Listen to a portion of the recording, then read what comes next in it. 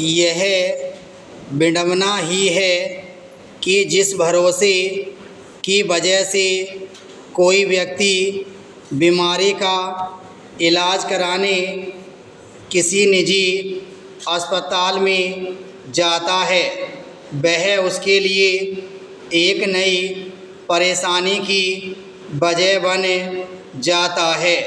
भविष्य में इलाज का खर्च उठाने की राह आसान बनाने का भरोसा देकर बीमा कंपनियां लोगों को अपनी योजनाओं का हिस्सा बनने के लिए तो तैयार कर लेती हैं, लेकिन जब इलाज पर हुए खर्च की भरपाई करने का वक्त आता है तो उसमें कई तरह की अड़चन पेश कर दी जाती है या कई बार मना भी कर दिया जाता है।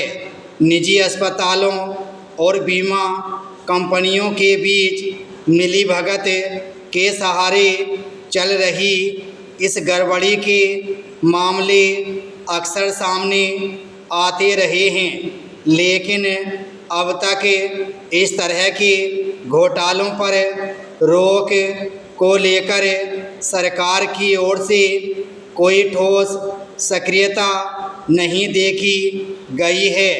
हाल ही में यह मसला संसद में उठाया गया, जिसमें सरकार से स्वास्थ्य बीमा कंपनियों की मनमानी पर अंकुश लगाने की मांग की गई।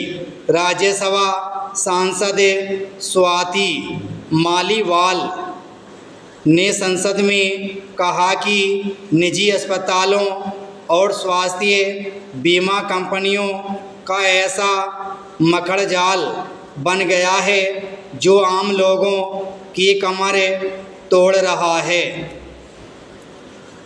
अक्सर ऐसे मामले देखे जाते हैं जिसमें अस्पताल में मरीज की मौत हो जाती है और नियमों का हवाला देकर या अलग अलग कारण बताकर बीमा कंपनी दावे को खारिज कर देती है।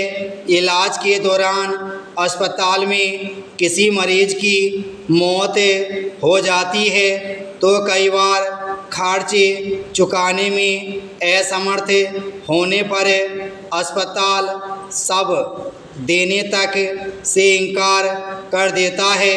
अंदाज़ा लगाया जा सकता है कि ऐसी स्थिति में मरीज के परिजन किस तकलीफ से गुजरते होंगे।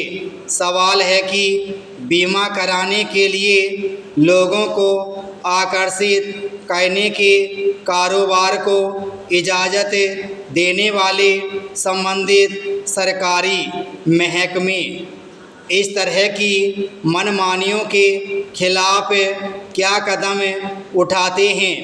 इसी मसले पर एक अन्य राज्यसभा सांसद संजय यादव ने कहा कि कंपनियां हर साल करोड़ों रुपए का प्रीमियम तो इकट्ठा करती हैं, लेकिन जब इलाज के बाद मरीज या उसके परिजन खर्च के भुगतान के लिए संपर्क करते हैं तो वे अलग अलग तकनीकी कारणों का हवाला देकर रकम का एक बड़ा हिस्सा काट लेती हैं। असल में कंपनियां जब लोगों को बीमा कराने का भरोसा दे रही होती हैं तब नियम शर्तों को बताने के मामले में स्पष्टता और पारदर्शिता नहीं बरती जाती।